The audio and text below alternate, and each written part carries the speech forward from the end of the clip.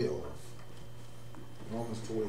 I'm going to continue our series talking about evaluating priorities. Tonight we're going to talk about taking personal responsibility. Taking personal responsibility coming from Romans 12. Comes from Romans 12, verses 1 to 8. All right. So we're going to talk about taking personal responsibility. Personal responsibility. So right out the bat, taking personal responsibility. Cliffy came in late. Who fault is it? I wasn't the only one. I'm just saying. You came in there, Dodo. We talk about taking personal responsibility. Oh, okay. So Whose fault is it? Yeah. AJ. See, you ain't even taking responsibility. That's always my fault. That's always. It's who? Mine. You, okay. What? It's yours? Is the camera on? Nick, you need to be.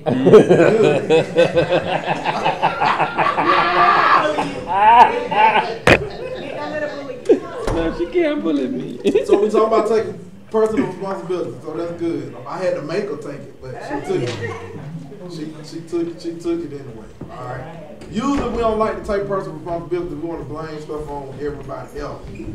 Is that correct? Yeah. Why do we do that though? Is it easier to blame stuff on everybody else? Yep. Why? Why? Why is that? I can't hear you. You can't. Why not?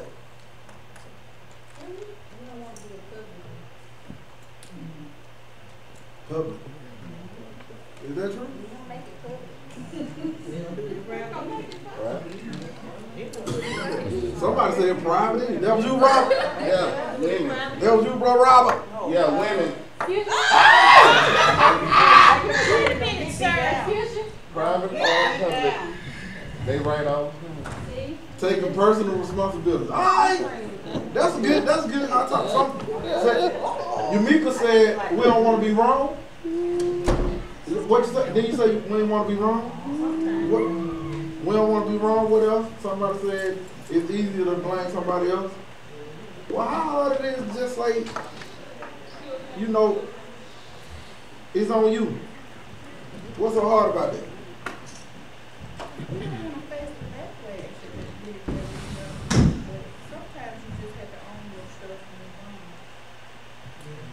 What does owning your stuff mean? That means that you're wrong and dealing with what's going to come to you.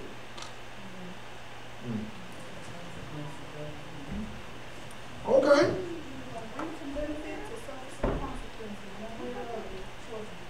Okay. All right. Well, that's good. All right. So let's see what Paul talks about here in these 8 verses here about taking personal responsibility. So we got these verses, verse 8. We're gonna break them down like 2 by 2. All right. So the first 2, and I know you got your Message Bible, right? Okay. So we're gonna read it in the King James first. All right. That Message Bible is something serious now. I'm telling you that. If you ain't on that Message Bible, you need to get on. And that Message Bible just tells you off. Just don't even hold back. You say messy? Message. Like message, text. Yeah. Message Bible. I said that Sunday, but y'all have this now. Y'all about to quit saying all the announcements because I can say announcement where we going, somebody gonna come up right up to church. Well, we gotta go. I ain't even hear you because you text. You can't hear when you text. Okay. Anyway, I go back and watch. Choir members. So take personal responsibility that y'all text while I'm preaching. Just take responsibility. All right. Take responsibility that folk can see, that everybody can see, even when you're trying to do it down here low. Folks, take personal responsibility. Alright? So let's go. Verse 1 and 2. We're going to read verse 1 and 2. King, don't read it in the Message Bible. D'Amica got that. Let's read it in King James. Or the New Living or whatever translation you get. Romans 12 or Romans 13? 12. Or he that exhortation, he that Romans 12? You said Romans 12:8? 1 through. Okay, I apologize. Okay. I beseech you therefore, brethren, by the mercies of God, that you present your bodies a living sacrifice, holy, acceptable unto God, which is your reasonable service. And be not conformed to this world, but be ye transformed by the renewing of your minds, that you may prove what is that good and acceptable and perfect of God. All right. The New Living Translation said, and so, dear brothers and sisters, I plead with you to give your bodies to God. Let them be as living and holy sacrifices, the kind he will accept. When you think of what he has done for you, is that too much to ask? Don't copy the behavior and customs of this world, but let God transform you into a new person by changing the way you think. Then you will know what God wants you to do, and you will know how good and how pleasing and perfect his will really is. And we can read the first 2 verses in the Message Bible. So here's what I want you to do. God helping you. Take your everyday, ordinary life, your sleeping, eating, going to work, and walking around life, and place it before God as an offering. Embracing what God does for you is the best thing you can do for him. Do not become so well adjusted to your culture that you get into without even thinking. Instead, fix your attention on God. You'll be changed from the inside out. Readily recognize what he wants from you and quickly respond to it. Unlike the culture around you, always dragging you down to a level of immaturity. God brings the best out of you, develops well-formed maturity in you. That's why I like the Message Bible, because the Message Bible just slap you on upside the head, just telling you ain't all that. Get yourself together. You in the world. You the mechanic. All right. So when we talk about taking responsibility, all right, let's go back to verse 1 to 2. He says, first of all, brothers and sisters, potential. I plead to give you that you give your bodies to God. I think the Message Bible says, take everyday, ordinary life, you're sleeping, you're eating, you're going to work, you're walking around life, and place it before God as an offering. Now that's the first problem right there. All right? Because I think what has happened is we have gotten so accustomed, and it says in the Message Bible, it talks about adapting to the culture around us later, the latter part of verse 2, is that we have gotten so accustomed to, like, I watch the news, but I don't watch the news like I used to watch the news because it ain't no good news. Like, you turn on the news, and especially if you watch, you watch James Spann channel, whatever, 13, or whatever you watch, whatever your favorite channel. Some of y'all watch WVUA. I can't watch WVUA because it's too cheesy for me. It almost made me think about I'm at my grandma's house and I turned the station to U and turned it on 13 or turned it back to 33. I can't watch WVUA. They need to do something about their graphics or something. Which one is that? Yeah. Which station? It's the local news. It's 23. Oh, 20. Yeah.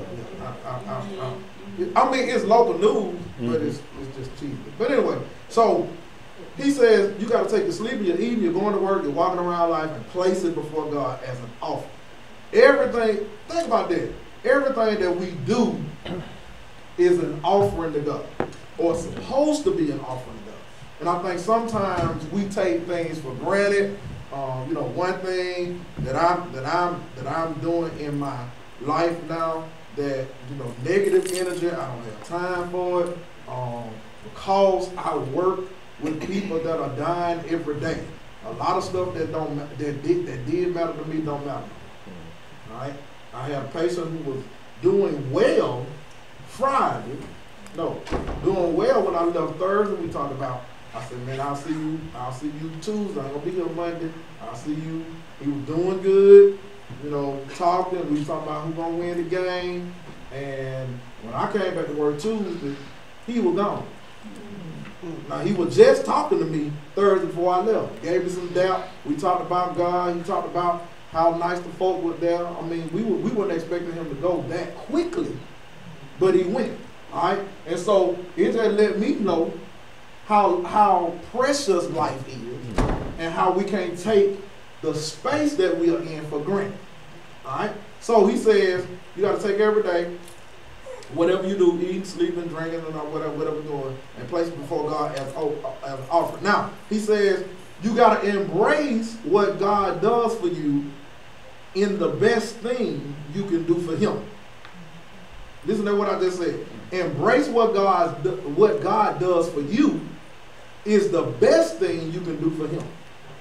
Let me say it one more time. Y'all still get it. Embrace what God does for you, because it's the best thing that he can do for you. Okay. The best thing he did for you was gave you life today. So what you complaining about? Yeah. You can get up, you can put your own stuff on, you ain't got to wait on nobody to turn you, you ain't got to wait on nobody to swab your mouth out, you ain't hooked to no machine. He said, what you got to do is thank God for what he has done for you. Then he said, I like what he says about the culture when he talks about be not conformed to the world.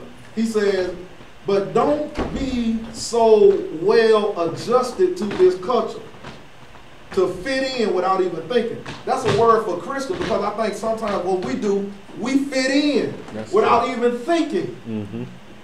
We fit in without even thinking. We just, I mean, we in the world, but we're not of the world. We're pilgrims passing through. So we should conform to the world should conform to us.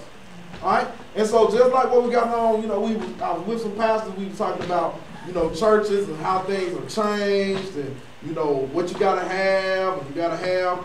And you know, they were saying, you know, I can't afford this. You know, I want a musician, but I can't afford this.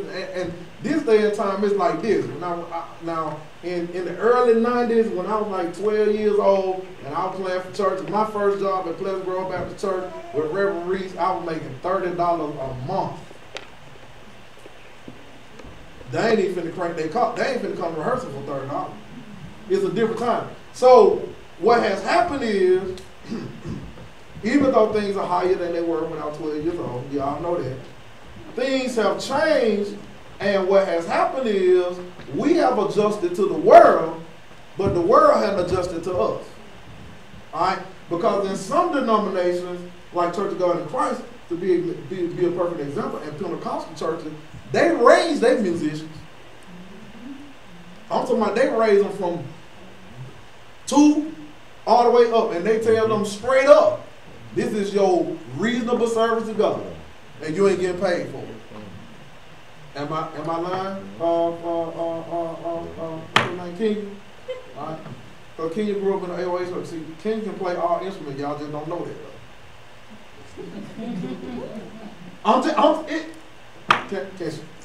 Am I right, bro? Okay. All right. Cause she grew up in that type of church. All right. And they taught them that what you are doing, you're giving your gift back to God. Mm-hmm. So even if we could pay you, it ain't enough because your gift is priceless. All right, you got where I'm going. Now, I know what some of y'all saying. Well, why we pay folks? You pay folks for their time because they ain't got to be. See, the whole thing is, it's too many churches. You know, it's a lot of churches. So what one won't do, another will do. All right? And so we got a lot of people that chase a check. I ain't gonna get into that. That's a whole nother discussion. But anyway, so he said, don't become so well adjusted to the culture that you fit in without even thinking. I like that statement because without even thinking, we are all guilty of fitting in. Yep. Let's just be honest. What we wear, where we go. Some people, I just don't get some people. Some people got to be on every scene. You can't never stand.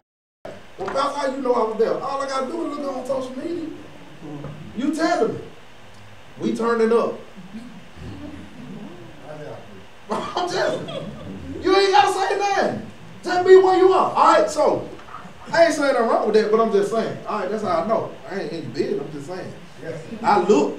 Just because I look. Yeah. All right. That ain't nothing wrong with that. Have a good time. But I'm saying, you at everything, but you begging. You ain't got no gas in your car, but you went to the blues show.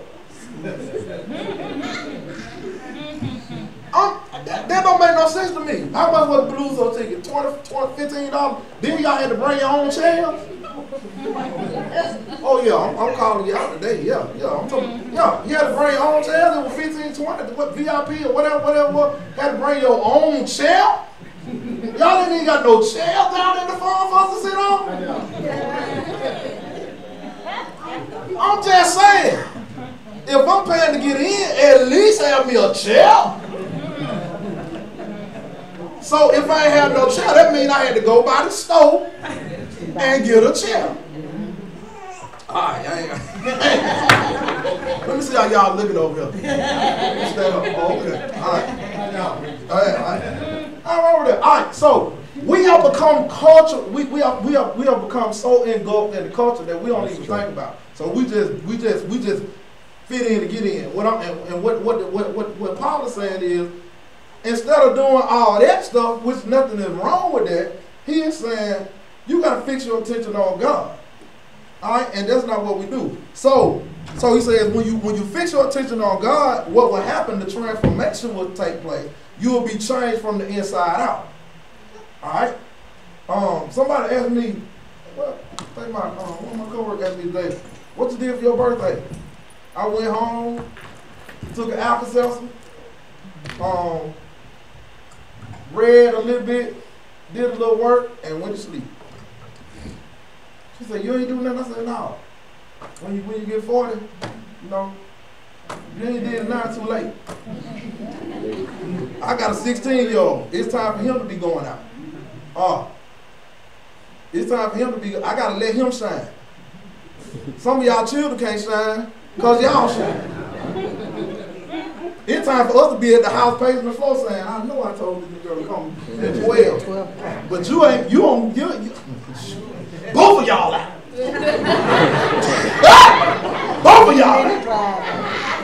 Both of y'all texting each other. You there yet? All right.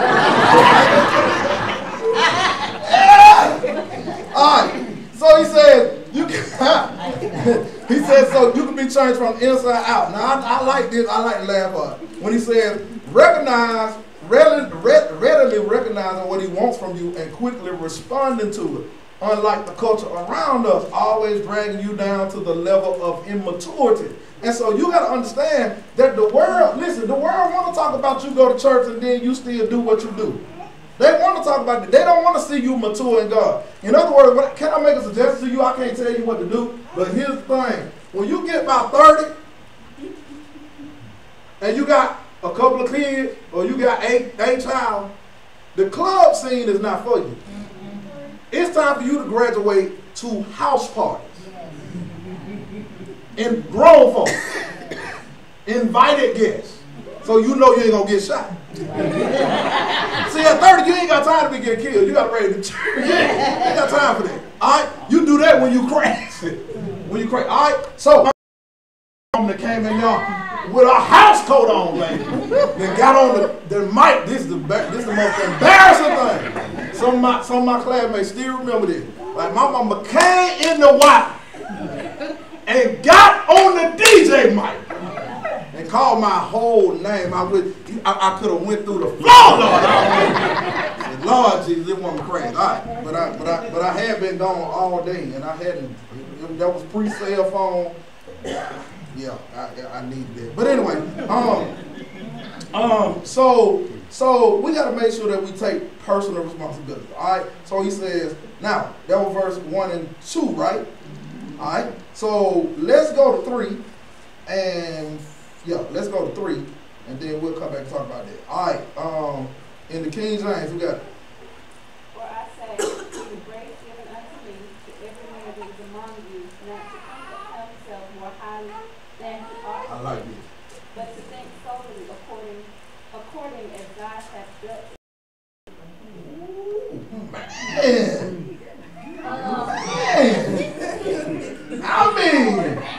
God. So he says, now let me get y'all straight.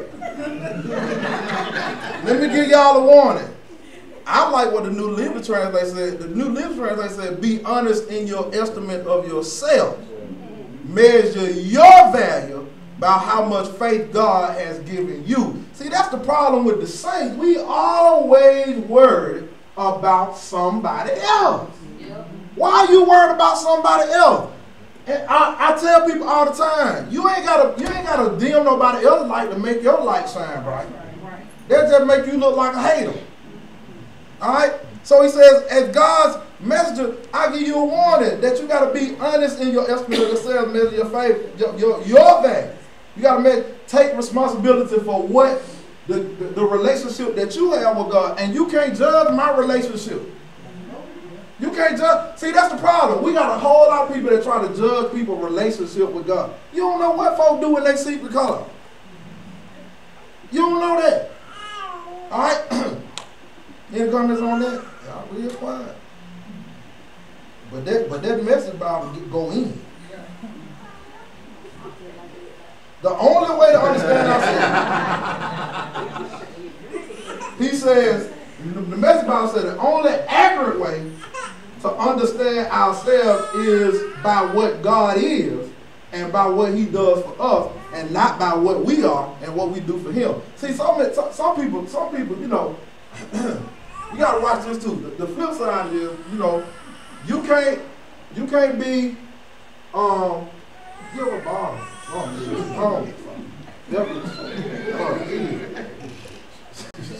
She know you ain't patient. She already know that.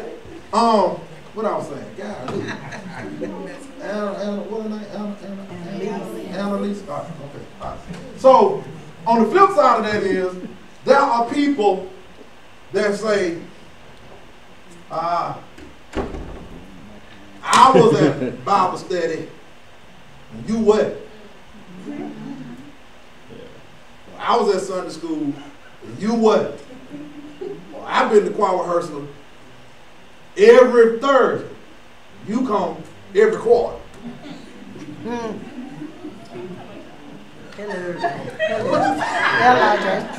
Oh, we do take stone now. Oh, I know. Listen, it busted all of those out there. Listen, we do take score. We do watch who is, who ain't. And so what we got to do, we got to quit being concerned about who ain't here and understand that we here, all right? But that's just in our human nature. We like, where you been? You know, I tell y'all all the time, one thing I don't do, you know, I see folk, you know, they claim us, some of them don't claim us, some of them left, you know, they'll see me somewhere, and you know, I say, hey, how you doing? Keep on. I never break stride. How you doing? Because when I'm in the store, I'm doing something. And so I leave them looking, I look back and look out my corner of my eye, and they look at me like, you just gonna walk like that? Yeah. Yeah, because actually, what people be wanting me to say is, oh, I ain't seen you in like 6 months. Is everything okay? You know why I don't do that? You know why I don't do that? Because we ain't moved. Have we changed the start time in 3 years? We ain't moved nowhere. We still here. So if we still here, you know we still here. So if you want to come, this is another thing I'm going to do. When I'm closing our conversation, like, well, I see you. Oh, I'll see you Sunday. I don't do that because I can save you that life. Because in actuality, let's just be honest. We don't know we are. We don't know what we think we're going to be here Sunday, but if we might get sick. So I just don't do that, all right? Because I'm not concentrating on other people, I'm concentrating on me. Now I know what I'm going to try to be because I'm responsible for me. And that's what Paul is trying to tell us in the latter part of verse 3, that you got to worry about yourself and worry about what God is doing in you and for you, and everything else will fall in place. Anybody got anything to say on that? It's going to be, I'm just on verse 3. I'm going to do all 8. So y'all might well talk and get the rocks out y'all jaws and just come on and eat this. Eat this spinach. Mash it up in your green. Mash your greens up And come on, let's go with it. All right. So, so you got to take personal responsibility. That's what we're talking about, taking a personal responsibility. This is personal. Your relationship with God is not my relationship with God. All of our relationships are different. And so you can't judge me because you think, we got these folks that think they Jesus' cousin. I mean, he on the right hand, and they think they right up under. You can't, you got them in your family, they on family reunion time or party time. They want to hear you next in line for a miracle. And the time you put on cha-cha slide, they got to go. Oh, y'all that deep? You ain't that deep. I don't understand. And then here's the thing that I don't understand about these deep super Christians. There's no way that they studied the life of Jesus, because Jesus didn't hang around church folk. He didn't hang around church folk. He was at a wedding. He got an invitation to a wedding. He was at the wedding and became the bartender. And some of y'all talking about, I can't be around alcohol. Oh, you better than Jesus?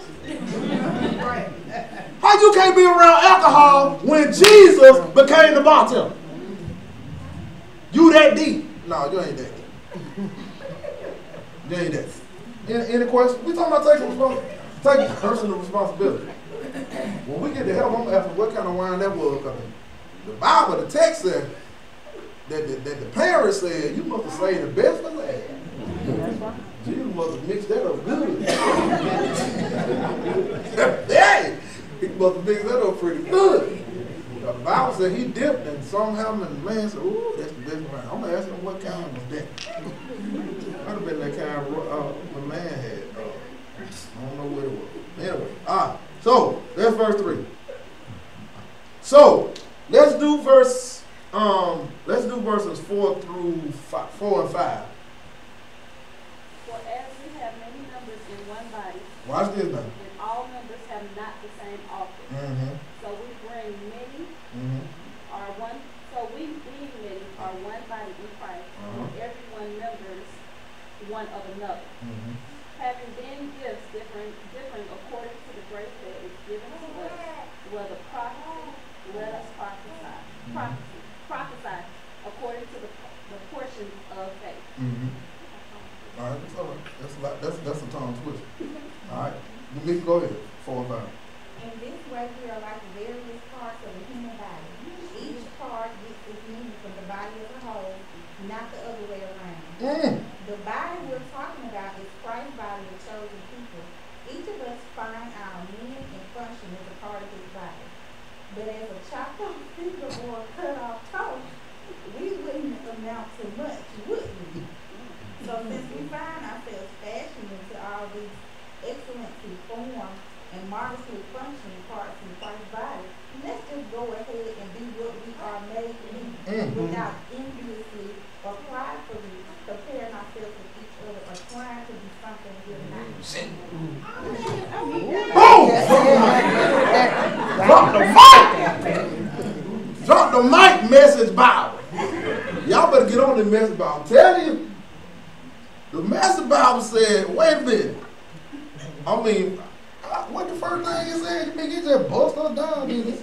That's why each of us find our meaning and function as a part of his body, but as a chopped off finger or a cut off toe, we wouldn't amount to much, would we? Exactly.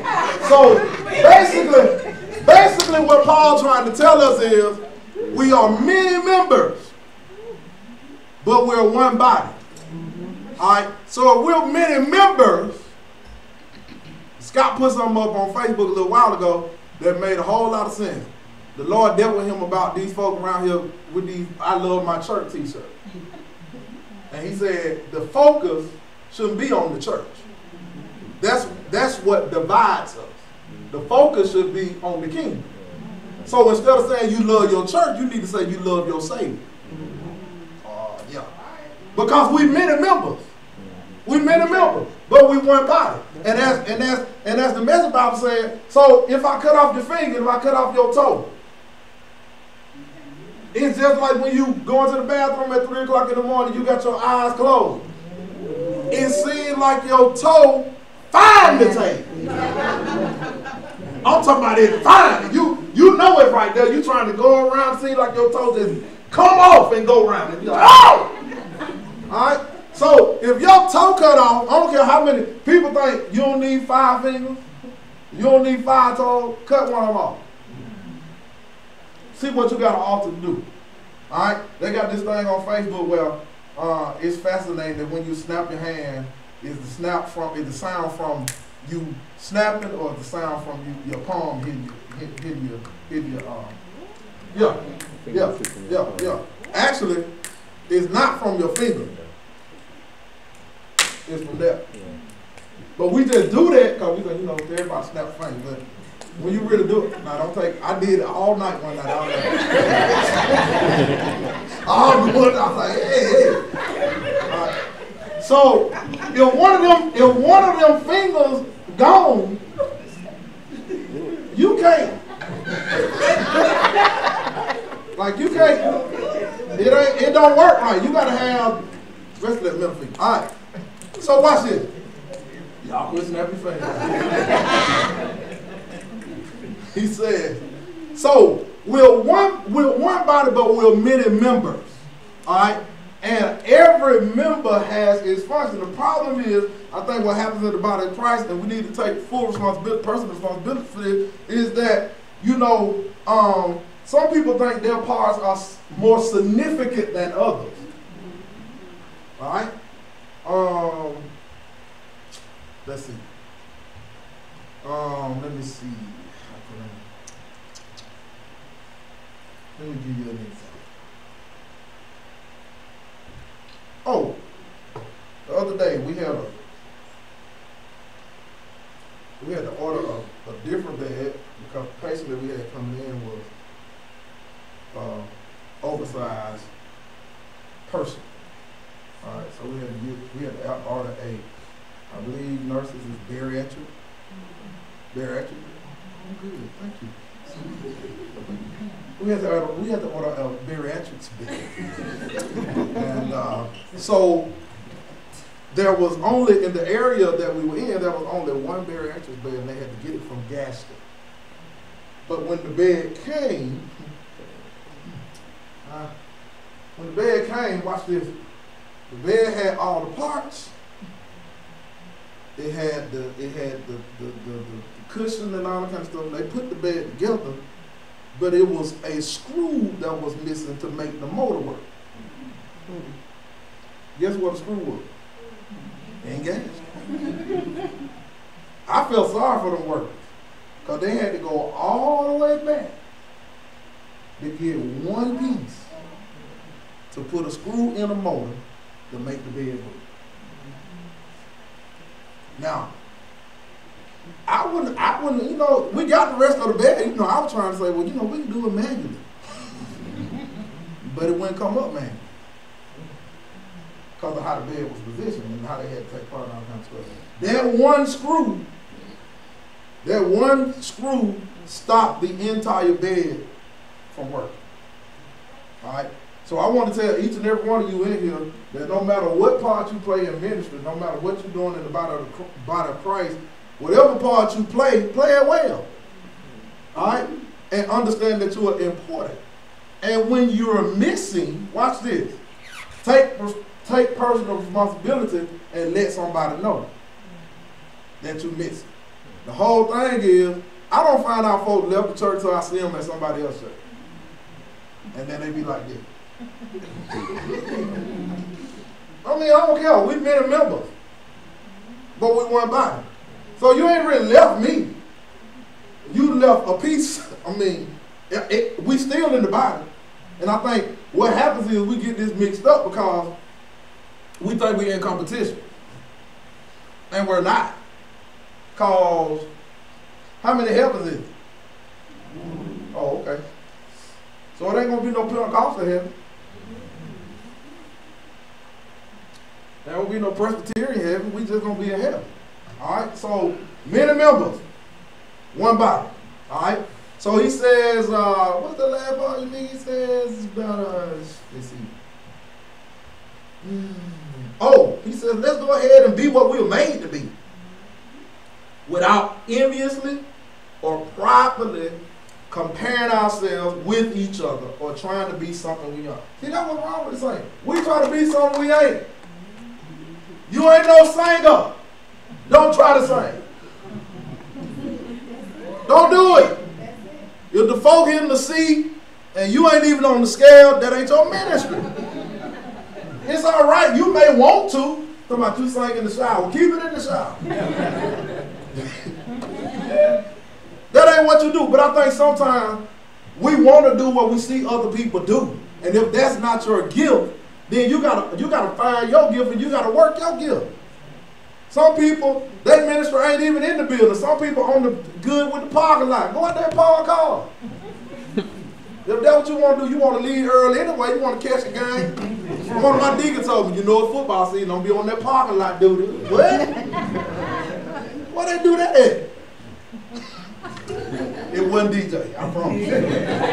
I know y'all looked over there at him. It wasn't him. It wasn't him. He watch his games on Saturday. Yeah, now we do the same. All right, so he says, don't compare yourself with each other or try to be something that we aren't. Why do we, let's be honest when you talk about personal responsibility, why do we try to be something or someone that we're not?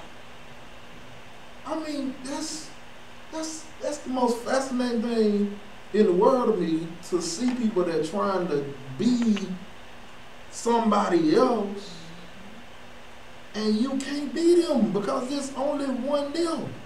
Like, what is that about? What is that? Yeah, you got to be comfortable in your own skin. And a lot of people aren't, because they try to do what they see somebody else do, and they try to get what they see somebody else get, and you don't know how these people getting stuff. You don't know how they keeping stuff. But we see somebody with something, we just got to have it. Well, I got to give me one of them. Who did your hair? Where you get your weave from? All that. Just because it look good on them don't mean it don't look good on you. It don't. Now, sometimes you can bring them to church, and they're like, can you do this? And maybe you can do that. But when they leave, you don't know what happened when they leave. But when they in the church, you know do what you got to do. Some of them folks want some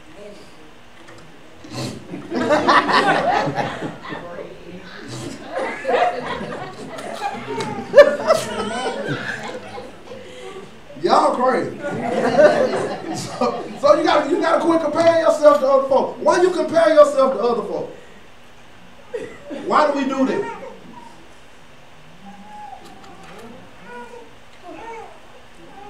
That's not a rhetorical question. We're talking about taking personal responsibility. The first step in taking responsibility, personal responsibility, is that you gotta know what you are and what you are not. These are some key words. Let me tell you something. These are some key words that people are saying that you know either A, they envious, or they don't like what you bring to the table. Listen at these words. You think. And then fill in the blank. Because when somebody say you think, it's what they think. Don't get it twisted. You think. Or you think you all this. No, you think I'm all this. You think that. No, I don't think that. How am I acting like I'm all that? And here's the thing, don't get it twisted. I think some people get arrogance mixed up with confidence. So you ain't gonna, if I know what I know, and just because you don't know it, you ain't finna dump me down. And I ain't finna act like I don't know it because you don't know it. I mean, me and my siblings just had the conversation a few weeks ago. I mean, well, not a few months ago. Like, hey, we all were raised by the same two people. We all had the same responsibility. Should nobody be envious of anybody, because we all could have maximized the space that we would get, right? I mean, that's how we talk. Like me and my sibling, we too grown to be fussing and fighting like we used to. We don't do that. We have conversations. When we talk, we talk. Usually it's by text. Group text. That's how we talk. Me, my sister, my brother. When we talk about stuff, then if I need to pick up the phone for clarification, because sometimes text message don't come through right. If I need to pick up the phone and be like, hey, now, look, explain this because it looked like this. We got, you know, but we all agree that we were afforded the same opportunities. This is what we have to think about when we are envious of people and we're jealous of people. We want to be like people. What we got to understand is we were all given the same space to make whatever that person has or what you think they have happen. But understand that God has not given everybody the same script. So if my script led me to 3 or 4 degrees, your script may not lead you to that. Do what you do. But that don't make me no better than you. All right? But in our minds, because we cannot do what we see somebody else do, envy and jealous and hatred comes in. And this is what he's saying. You can't do that. You can't compare yourself to other people because you ain't other people. You. All right? Any questions on that? All right. Then now you finna get on the preachers. All right. So he says, verse, what we did, 4 and 5? We did 4, 5, and 6? All right. Let's do 7. 7 and 8. Our ministry, let us wait on our ministry, or he that teacheth on teaching, or he that endureth exhortation. He that giveth, let him do it with simplicity. He that ruleth with diligence. He that showeth mercy with cheerfulness. All right. So, verse 7 and 8 in the New Living Translation says, if your gift is that of serving others, serve them well. If you are a teacher, do a good job of teaching. If your gift is to encourage others, do it. If you have money, share it. If God has given you leadership ability, take responsibility seriously. And if you have a gift of showing kindness to others, do it gladly. Message Bible. If you preach, just preach God's message. Wait a minute. He just went in. What he said? If you preach, just preach God's message. Nothing else. If you help, just help. Don't take over. Stick to your teaching. If you give encouraging guidance, be careful that you don't get bossy. If you're put in charge, don't manipulate. If you're called to give aid to people in distress, keep your eyes open and be quick to respond. If you work with a disadvantage, don't let yourself get irritated with them or depressed by them. Keep a smile on your face. All right now. Somebody lose their reading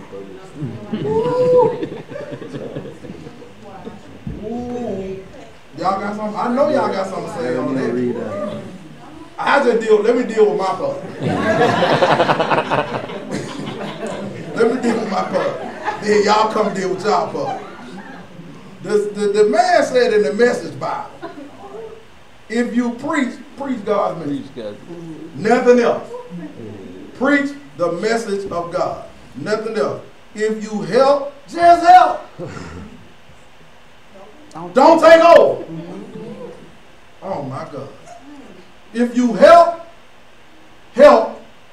but don't take over. If you teach. He says stick to teaching, right, Yamika? Then he says, if you give encouraging guidance, be careful that you don't become bossy. So you can give guidance, and if folk don't take your guidance, then you get mad. He said you shouldn't do that. If you give a guidance, here's the thing. I mean, it's just like sermons. I preach sermons. Sometimes y'all don't get it. Hey, I don't worry about it. I put it out there. It ain't. It's your job to get it. That's what he said about guidance. You give people guidance. It's their job to take it. They ain't got to take it. But don't you get mad and say, you need to do this. Right. What you need to do is, da. Y'all real quiet? Y'all real quiet? The other thing is, he said, if you give it guidance, don't be bossy. But then if you are put in charge, don't manipulate. Oh, if you're in charge, don't manipulate. We inquire her. Put your phones up. Wait a minute now, hold on. I got children now. You don't know what we got going on. Just chill out. I'm saying. I'm serious. I'm just making an example. Tangible example.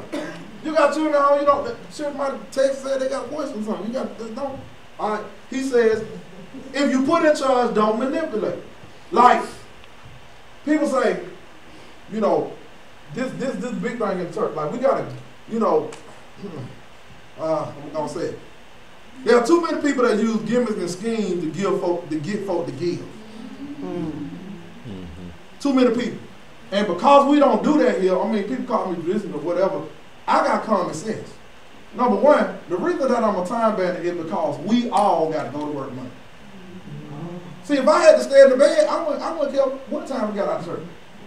I wouldn't care. I mean, but Monday I got to go. So just like you got to go, I got to go. And I think sometimes preachers forget that the only thing they're doing on Monday is going to the bank. Did y'all get that? I'm looking at the camera. I ain't talking to y'all. So I'm always conscious of the time. Y'all know I be up there preaching. I got the iPad. I said 1:16. I'm coming in. Ain't nobody got to tell me, no, I'm the timekeeper. I don't need no clock in the back. I don't need no countdown. I got it right here. It's 1:16. If I'm finna tune, I got to do it now. And I come on in. Let's go.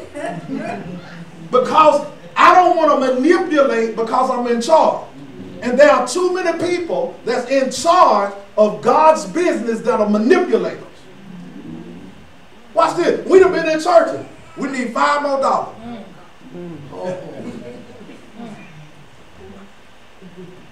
We need. Everybody here give me $1.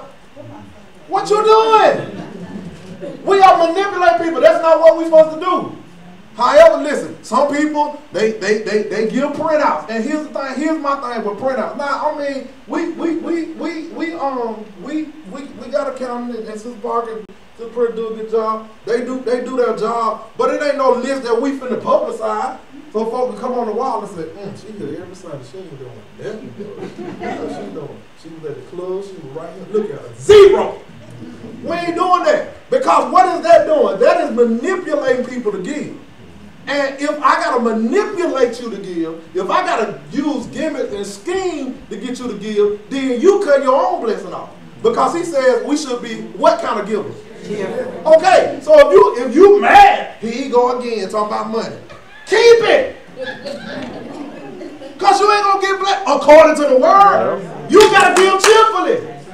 I tell you all the time, I say this, and y'all don't catch this. A lot of stuff I say y'all don't catch. I say that it's a blessing to have something to give. Amen. You know how many folk in this room and in that sanctuary don't have no job and wish they could give? Mm-hmm. And here you up here, your same $5.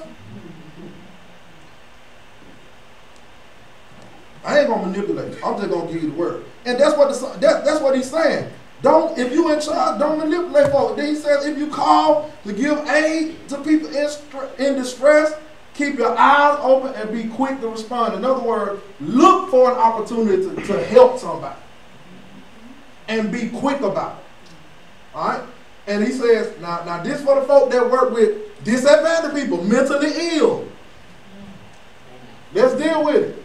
I mean, I work with mentally ill people too. He says, and this just busts me in the head. Don't get irritated. That's right. That's right. So don't get irritated. And I know why he says that is because we ought to be grateful that it ain't us. That's right. You know how many patients I know y'all see at Harper Center and all these places that y'all work at, Bryce, Pop, all this. You know how many people that they folk don't never come to get them? That's right. You know how many people that I have to call as a chaplain, they folk in hospital, and I say, well, you know, this is chaplain, I'm calling you to say your loved one day, they were like, oh, okay, I have passed on. Do you want to come? No, just call funeral. We got everything set up. What? Y'all ain't going to come over here? So he's saying we got to be careful about the disadvantage that we can't get irritated. And then the last part, I think, me say, what he said, keep a smile on your face. Now that's hard. Personal responsibility. You talking about personal? It's hard to keep a smile on your face. So we don't play that. We call the police. We don't play.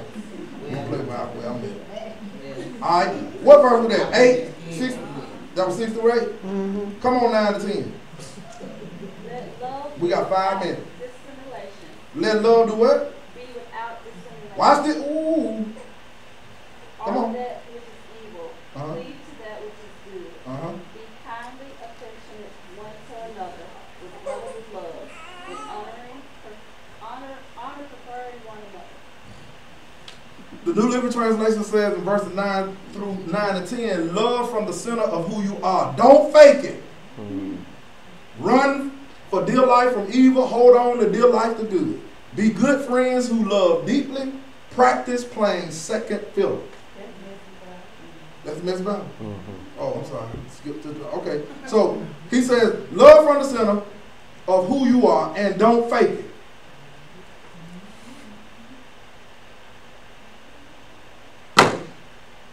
How many of y'all fake love folks? Don't raise your hand, just answer in your mind. I'm finding out that a lot of people don't really love Teresa. They don't really love. They love what you do for them. And if they can find somebody else to do it, they don't love you anymore. That's not love. That's not according to 1 Corinthians 13. When you look at it, that's not love. Love is patient. Love is kind. Love is just. It doesn't behave itself unseemly. It don't even bring stuff up. Love don't even bring up what it did for you. If you really love somebody. That's right. I mean, I don't understand. Listen, young ladies, especially single young ladies, I don't understand you guys. If you put up statuses and you say, don't be if he's supposed to be your boo, why he letting you struggle? Because he your boo. But a husband, oh, okay then. That's why you struggling.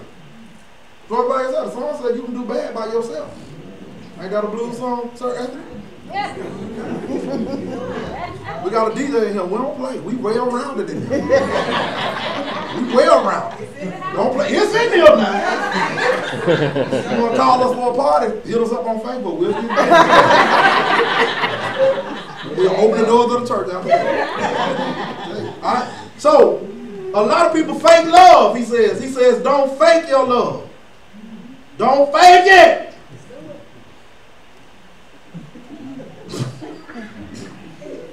He says, run from evil. Hold on to dear like the good. Be good friends who love deeply and practice playing second fiddle. Now understand this. Here's the thing what he said about practicing playing second fiddle, and I'm done.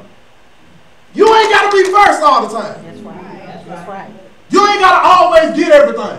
Let somebody else get in the line sometimes. Right. You know how many times that I'm in the grocery store and I see an old lady trying to do what she need to do. You know, it's the first of the month, she in there by herself. I move out the way. Man, go right ahead. You should, yeah, just go right ahead. Mother, you don't even need to be in here with these groceries. I mean, that's what I be saying in my mind. You don't need to be doing that. Play second fiddle. But the whole thing is, a lot of us, if we ain't first, we don't want it.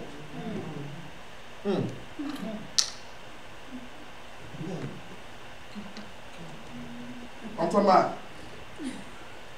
personal responsibility. I'm done. I got 2 minutes. Got 2 minutes.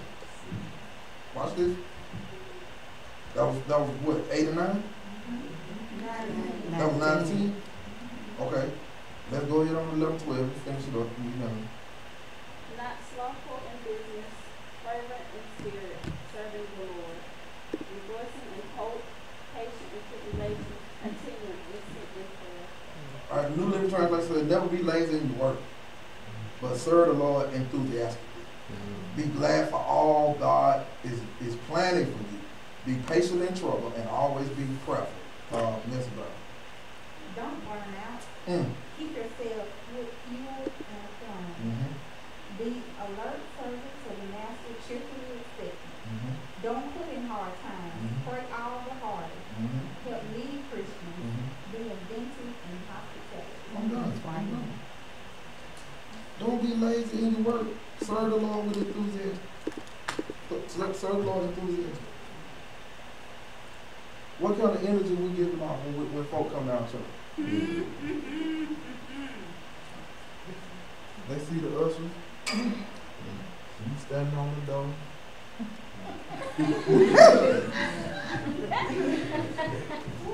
Folk ain't never been here before. You just stand there. You open the door. Open the door. Where do I sit? Wherever you want. I ain't saying this happened. I'm not saying that. I'm being facetious. No, we don't do that here. I've never seen it. I've never seen it. Choir get up and sing. No end.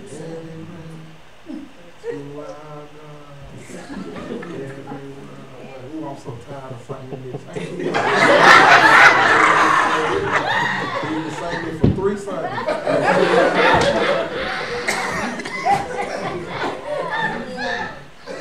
What we doing?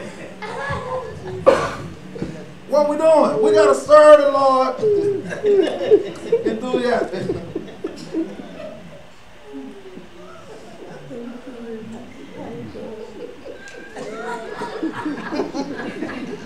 The last verse says, be glad for all God is planning for you. Man, that's enough to shout right there. Whatever God got planned for me, you don't even know. He ain't even revealed it to me yet. But I'm happy about the future because I'm in his thought part. I'm on his mind. I might not be on your mind, but I'm on his mind.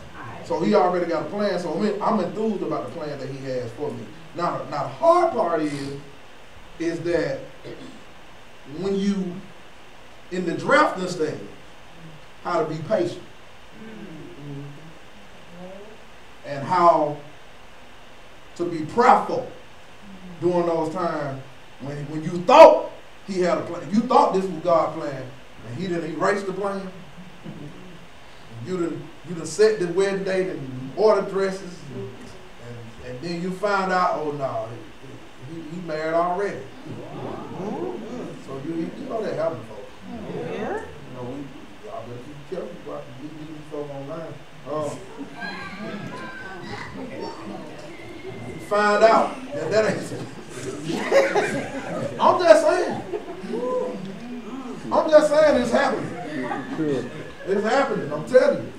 You thought this was the plan. Oh yeah, I got me somebody. Then you get down the road and find, oh, this ain't really the plan. So God then scratched that plan. And because you told everybody the plan. See, that's the problem. Everything God tell you, you don't need to say that. That's right.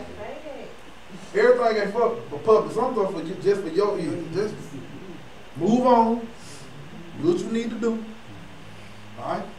Any questions? I'm done. Yo, stay woke. Stay woke. I'm 2 minutes over. I'm done. So we got to take personal responsibility. I want you to go back and look at that. I mean, you really need to read this in entirety in the Message Bible. In the whole Romans 12. I mean, I'm telling you now. Especially when he talk about, he get down to verse 14, he talk about bless your enemies and don't cuss up under your breath. Yeah. Yeah, in verse 14. In the Message Bible, he say, bless your enemies and don't curse them up under your breath. Don't curse. Don't. What you said. Don't curse. Don't curse. You know, that's hard. That's hard. Don't be stuck up. Yes, What's wrong with everybody? Well, I tried.